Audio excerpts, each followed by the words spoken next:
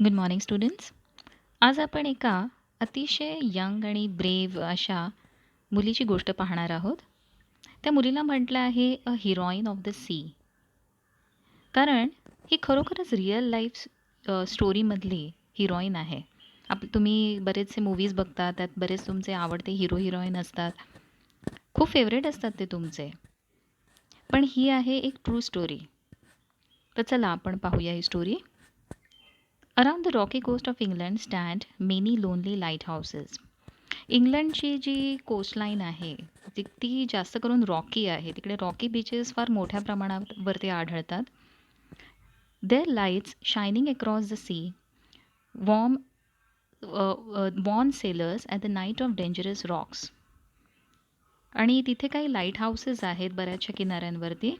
आता light हाऊसेसचा purpose काय असतो, तर लाईट हाऊसेसमधून जो निघणारा लाईट आहे तो बऱ्याचदा सेलर्सना जेव्हा अतिशय म्हणजे काळोखी रात्र असते तेव्हा त्या किनाऱ्यालगतच्या असणाऱ्या डेंजरस रॉक्सपासून वॉर्न करतं, सावधान करतं, जेणेकरून मग ते जे सेलर्स आहेत त्यांचे शिप्स दुसऱ्या ठिकाणी वळवून घेऊ शकतात.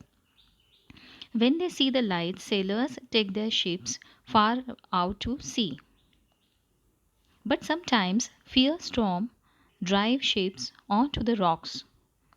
This is a story of a brave girl and of a shipwreck on the rocks one night in 1838.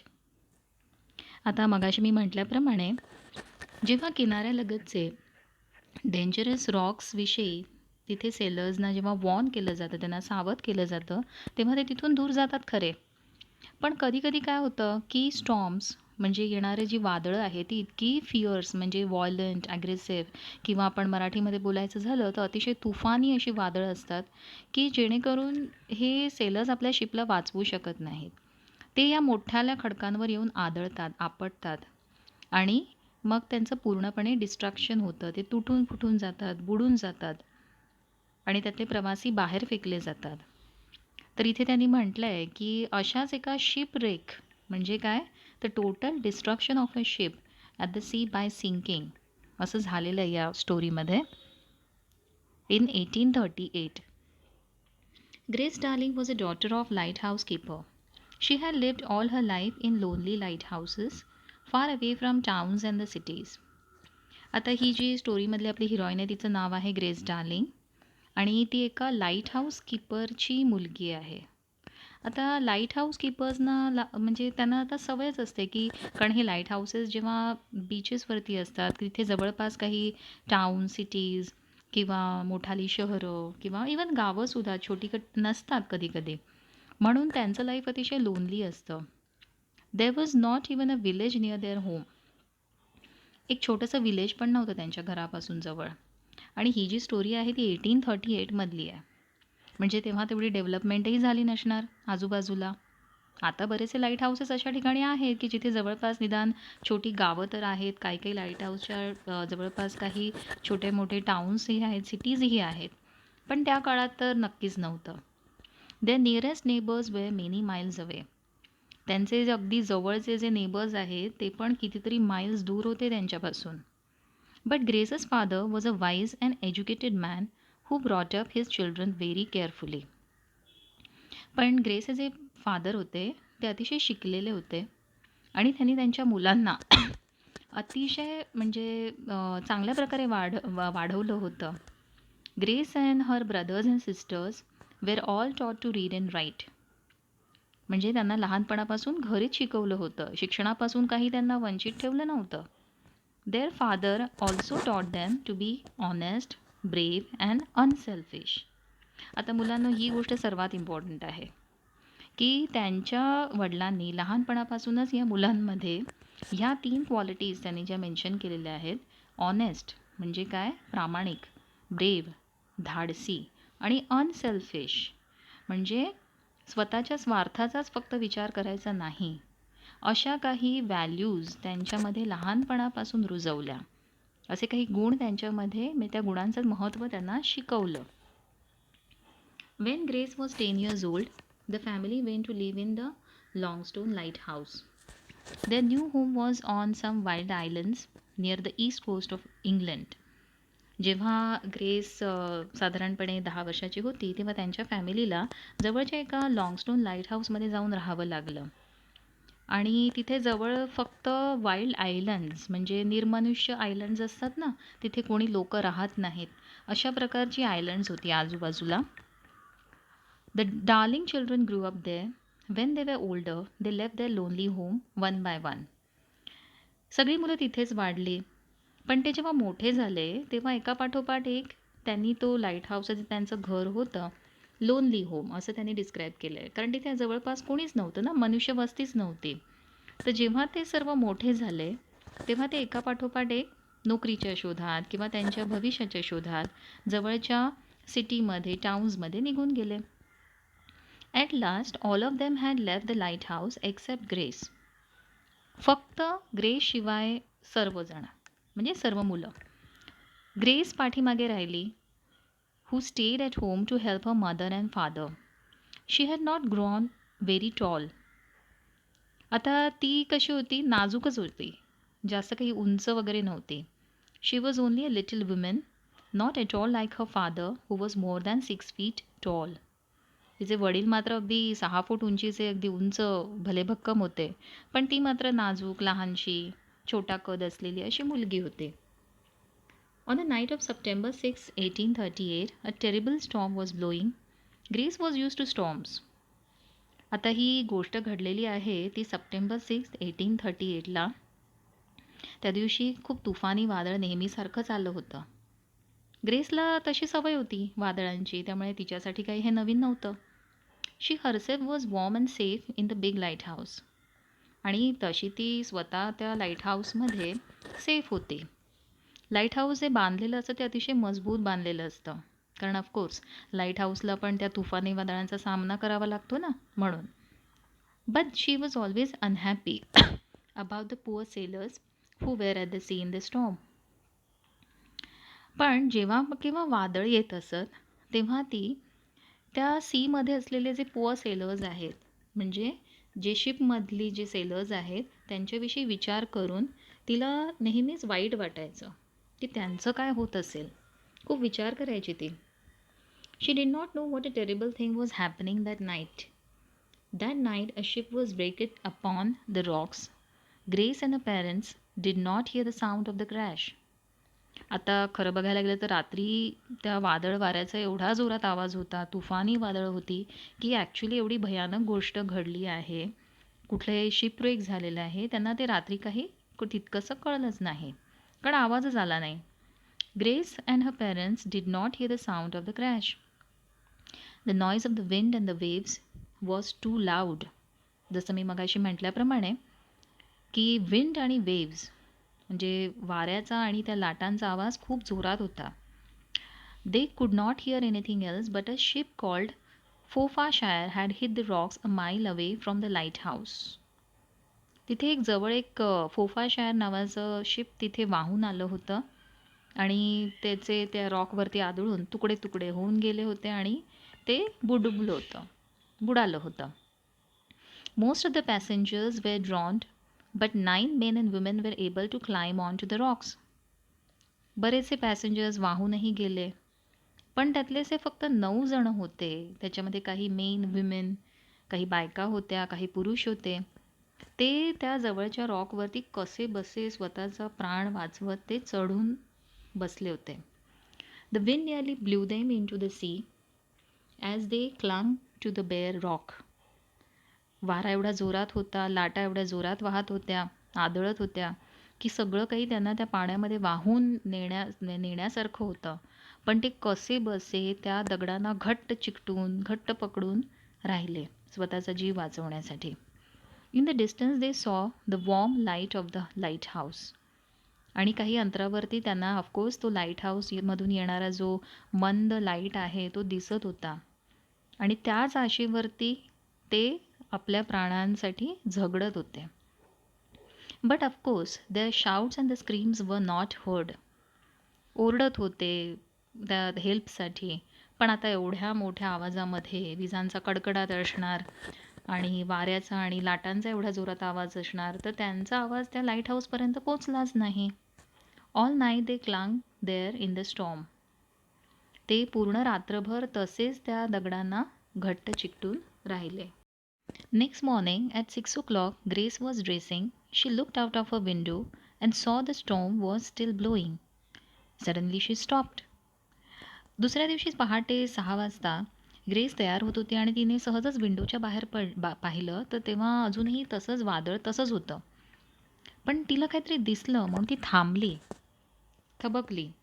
वॉजन there something on the distant rocks? तिला काहीतरी दिसलं जवळच्या त्या रॉक्सवरती.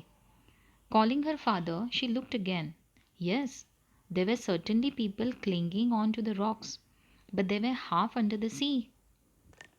तिथे त्या दगडांवरती काही लोक क्लिंगिंग म्हणजे स्वतःला त्या घट्ट दगडांना पकडून तिला बसलेली दिसली. पण ते जवळजवळ पाण्यात ती डुबतच होते. We must rescue them before they are drowned. मग तिने मनाशी विचार केला की नाही, काही झालं तरी पूर्णपणे बुडण्याच्या आधी आपण त्यांना वाचवलंच पाहिजे. Cried Grace, we must do something. Will you ever sleep again father if they die? ती तिच्या वडिलांना उठवायला लागली, त्यांना म्हणायला लागली की नाही, त्यांना रेस्क्यू केलं पाहिजे, म्हणजे त्यांना सेव्ह केलं पाहिजे अशा सिच्युएशनमधून. ते बिचारे त्यांचा प्राण वाचवण्याचा आटोकाट प्रयत्न करतायत. डॅडी तुम्ही उठा. William Darling was a brave old man, but he shook his head. It's hopeless, he said. We can do nothing. ते तसे धाडसी होते तिचे पप्पा, पण ते पण म्हणाले की नाही, हे होपलेस आहे, कारण आपण काही नाही करू शकत. How can I row a boat by myself through these waves? मी स्वतः ह्या एवढ्या तुफानी वादळामधून तिथपर्यंत बोट चालवून कसा घेऊन जाऊ? मी एकटा नाही करू शकत हे. If only I had another man here to help me. म्हणजे माझ्यासोबत कोणीतरी अजून एक तरी माणूस हवा होता. I can help you father, cried Grace. I can row a boat as well as any man, can't I? ती म्हणते की मी तुम्हाला मदत करते, मी पण एखाद्या पुरुषाप्रमाणेच बोट चालवू शकते, का नाही? I am small but I am strong. You and I have often rowed together. We can reach those unfortunate people. मी दिसायला जरी छोटी असले तरीसुद्धा मी अतिशय ताकदवान आहे, स्ट्रॉंग आहे. आणि मी तर आपण किती वेळा बोट चालवली आहे. आपण त्या दुर्दैवी लोकांना, अनफॉर्च्युनेट लोकांना वाचवू शकतो, त्यांचे प्राण अजूनही वाचवू शकतो. Mrs Darling was with her husband and daughter at the window. No no, she exclaimed. आता मिसेस डार्लिंग म्हणजे तिची जी आई आहे, तिने तिच्या हजबंडचं आणि डॉटरचं संभाषण ऐकलं. ती म्हणाली की नाही नाही, हे शक्य नाही. How will it help those poor people if you are drowned? ती म्हणाली की तुम्ही बुडून गेलात तर तुम्ही त्या दुर्दैवी लोकांचं प्राण कसे काय वाचवू शकणार? कारण ह्या तुफानी वादळामध्ये ते शक्यच नाही आहे. You cannot row in this storm, so do not try. तुम्ही ह्या तुफानी वादळात नाही जाऊ शकत तिथपर्यंत. A girl like you Grace cannot do a man's job. तुझ्यासारखी नाजूक साजूक मुलगी एका पुरुषाचं हे एवढं कठीण काम नाही करू शकत grace. Let us pray for them and God will help them perhaps, but we cannot. आपण त्यांच्यासाठी प्रार्थना करूया, देव वाचवेल त्यांना, पण आपण काहीच नाही करू शकत. Grace was determined however. She argued until at last her father agreed. पण ग्रेस मात्र पूर्णपणे डिटर्मिन्ड होती. डिटर्मिन्ड म्हणजे तिने निश्चय केला होता. तिने तिच्या वडिलांचा पिच्छा पुरवला. ऑर्ग्यूड म्हणजे काय की तिने वडिलांना कसं बसं तयार केलं की नाही, मी तुमच्याबरोबर येते, आपण हे काम करू शकतो. Poor Mrs Darling with a heavy heart help them to get the boat out. With a heavy heart म्हणजे सॅडली. आता ऑफकोर्स मिसेस डार्लिंग म्हणजे त्यांची आई, ती दुःखी झाली, कारण ती घाबरली होती की हे दोघेजणं कसे काय बोट घेऊन जाणार एवढ्या तुफानी वादळामध्ये. आणि तिने कसंबसं त्या दोघांना बोट बाहेर काढण्यासाठी मदत केली. She watched and prayed as they set off. आणि जेव्हा त्यांनी सुरुवात केली तेव्हा तिने त्या दोघांसाठी प्रार्थना केली. Anyone who had seen a storm at sea can imagine that journey. जर कोणी तुमच्यापैकी आतापर्यंत खरोखरच एखादं तुफानी वादळ अशा प्रकारे आणि तेही सी जवळ बघितलं असेल, तर त्यालाच फक्त अंदाज असेल, तोच माणूस इमॅजिन करू शकतो, की वादळ आणि म्हणजे ह्या लाटांचा आणि वाऱ्याचा, पावसाचा वेग किती महाभयंकर असतो आणि हा प्रवास किती धोकादायक होऊ शकतो. The boat went up and down over waves as high as hills. Boat अक्षरशः हेलकावे खात होती वर खाली त्या पाण्यावरती. Sometimes it stood on one end, sometimes on the other end. कधी एका बाजूला झुकत होती, कधी दुसऱ्या बाजूला झुकत होते. It went up, up to the top of a wave and then down, down into a great valley between the waves. म्हणजे ती लाटांवरती कधी स्वार व्हायची, अगदी उंच उंच जायची आणि मग त्याच लाटांबरोबर धडाम करून खालीसुद्धा यायची, एखाद्या दरीत कोसळल्याप्रमाणे. Every time they went down the boat nearly went under the water. जेव्हा पण ती बोट खाली यायची तेव्हा असं वाटायचं की त्याच्यामध्ये पाणीच भरेल. But little by little, pulling with all their strength on the oars, they came nearer the rocks. पण तरीसुद्धा हळूहळू त्यांचे सर्व शक्ती अगदी पणाला लावून ह्या दोघं बापलेकीने कशीबशी त्यांची बोट त्या दगडांपर्यंत आणली. आता इथे सांगितलं ओर्स. ओर्स म्हणजे काय असतं, की एक pole with a flat blade use to row or steer boat through the water. म्हणजे आपण ज्याला वल्ह म्हणतो, छोट्या नौका किंवा छोट्या बोटी चालवण्यासाठी जे आपण वल्ह वापरतो ते म्हणजे ores. The wind and the rain were so strong that Grace could not see men and women clinging to the rocks. आता तिथे वारा, पाऊस, लाटा एवढ्या जोरात होत्या की तिला धड ग्रेसला समोरचं काही दिसतही नव्हतं की कुठे आहेत ती माणसं त्या रॉक्सवरती. She only heard their cries for help. फक्त तिला त्यांचा आवाज ऐकू येत होता. She needed all her strength to hold on to the oar which was bigger than herself. आणि ती फक्त काय करत होती, तिची सर्व शक्ती तिने एकवटली होती फक्त एकाच गोष्टीवरती, आणि ती काय आहे तर तिची वल्ही. तिच्या हातामध्ये जे नौका, तिची बोट हाकण्यासाठी जे ओर्स होते, म्हणजे वल्ह होतं, त्याच्यावरती तिने तिचे सर्व लक्ष केंद्रित केलं होतं. तिला पोचायचं होतं त्या लोकांपर्यंत. आणि ते ओर्स पण कसे होते, तिच्यापेक्षा पण मोठे होते. ती छोटीशी होती ना, म्हणून. At last they came close to the rocks.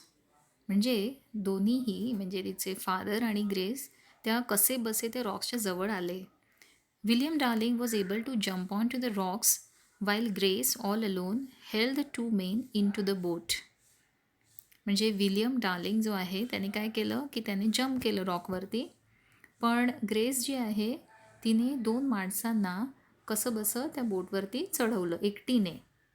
म्हणजे बघा, ती मुलगी तशी बघायला गेलं तर तब्येतीने नाजूक आहे, तिची हाईटही एवढी नाही आहे, एवढी स्ट्रॉंग नाही आहे, पण तिच्या मनाची मात्र ताकद फार मोठी आहे, हे यामधून दिसून येतं. The two sailors from the wrecked ships were able to row. आता पुढे त्यांचं काम थोडं सोपं का झालं, कारण तिथे अडकलेल्यांपैकी दोन सेलर्स होते, म्हणजे ॲक्च्युअल शिपवरती काम करणारे जे नाविक असतात ते होते. त्यामुळे त्यांची ताकदही होती, त्यांना एक्सपिरियन्सही होता. त्यामुळे परतीच्या प्रवासाच्या वेळी त्यांनी ते जी त्यांची बोट आहे ती वलवायला, म्हणजे तिथपर्यंत न्यायला, परत लाईट हाऊसपर्यंत न्यायला त्यांना मदत केली. They help the Darlings during the long journey back to the lighthouse. म्हणजे तेच की त्यांनी आता परत ती बोट न्यायला मदत केली. Then Grace and the 3 women got out. तर सर्वात आधी ग्रेस आणि 3 बायका ज्या त्यातल्या होत्या त्या बाहेर आल्या. Old William Darling and the 2 sailors rowed back across the dangerous sea to rescue the 4 men still on the rock. आणि मग जे उरलेले 4 पुरुष होते, जे अजूनही त्या रॉकवरती फसलेले होते, त्यांना परत आणण्यासाठी विलियम डार्लिंग, म्हणजे जे फादर आहेत ते, आणि ते त्यांच्याबरोबर 2 सेलर्स त्यांनी बोट परत नेली. परत आल्यावरही ग्रेसने अजिबात आराम केला नाही. Grace did not have any time to rest now. All that day she was busy helping her mother to warm and feed the rescued passengers. आता तुम्ही विचार करू शकता की रात्रभर त्या तुफानी वादळामध्ये ही जी सर्व लोकं अडकलेली होती ती कसे होते. एक तर ते जखमी असू शकतील किंवा त्या वादळामुळे अतिशय म्हणजे वीक झालेले आहेत. त्यांना रात्रभर तिकडे अजिबात आराम मिळालेला नाही आहे, त्यांच्या अंगात त्राण नसणार, त्यांना भूक लागलेली असणार. तर हे सगळं होतं. तर त्या सगळ्यांची काळजी ग्रेसने घेतली. तिने पूर्ण दिवस तिच्या आईला मदत कशासाठी केली, तर त्या लोकांना वॉर्म ठेवण्यासाठी आणि त्यांना खाऊ घालण्यासाठी. After several days these passengers were able to return their homes in England. थोडे दिवस हे सर्व पॅसेंजर्स त्याच लाईट हाऊसमध्ये त्यांच्यासोबत राहिले आणि काही दिवसांनी इंग्लंडमध्ये त्यांच्या घरी परत गेले. They told the story of the brave girl and her father to the families and the friends. आणि परत जाऊन त्यांनी काय केलं, तर ह्या धाडसी मुलीची आणि तिच्या वडिलांच्या धाडसाची स्टोरी जी आहे त्यांच्या फॅमिलीज आणि फ्रेंड्सना सांगितली. Suddenly grace darling and her father वर फेमस. आणि या छोट्याशा लाईट हाऊसवरती काम करणारी ही जी ग्रेस डार्लिंग आणि तिचे फादर दोघेही खूप फेमस झाले इंग्लंडमध्ये. The story of their heroism was told in the newspapers. म्हणजे त्यांनी ही जी ॲक्ट आहे त्यांची ती अतिशय धाडसी आणि हिरोईक आहे. हिरोइझम म्हणजे याचा अर्थ काय, की त्यांनी त्या लोकांचे प्राण वाचवले आणि तेही स्वतःच्या जीवाची पर्वा न करता. ती स्टोरी जी आहे ती न्यूजपेपरमध्ये सुद्धा छापली गेली. Money was raise to help all the lighthouse keepers in their dangerous lonely lives. त्यानंतर लोकांना कळलं की लाईट हाऊसमध्ये राहणारे हे जे लाईट हाऊस कीपर्स आहेत त्यांचं लाईफ किती लोनली आहे आणि त्याचप्रमाणे डेंजरस आहे. तर लोकांनी त्यांच्यासाठी फंड रेझिंग म्हणजे पैसे जमवले आणि आणि वेगवेगळ्या ठिकाणच्या लाईट हाऊस कीपर्सना ते पाठवण्याची व्यवस्था केली. Grace and a father were given a special reward for the heroism. आणि त्यांनी हे जी शौर्याची कामगिरी आहे त्यासाठी ग्रेस आणि तिच्या वडिलांना एक स्पेशल रिवॉर्ड मिळालं, त्यांना मान सन्मान मिळाला. She died at the but poor Grace did not live long after the rescue. पण ग्रेस मात्र त्यानंतर जास्त काळ जगू शकले नाही. या रेस्क्यूनंतर कदाचित ती आजारी पडली असावी. She died at the age of 27. ती फक्त जेव्हा ती मरण पावली तेव्हा फक्त किती वर्षाची होती, 27 वर्षाची. But she is steel remembered for her unselfish courage.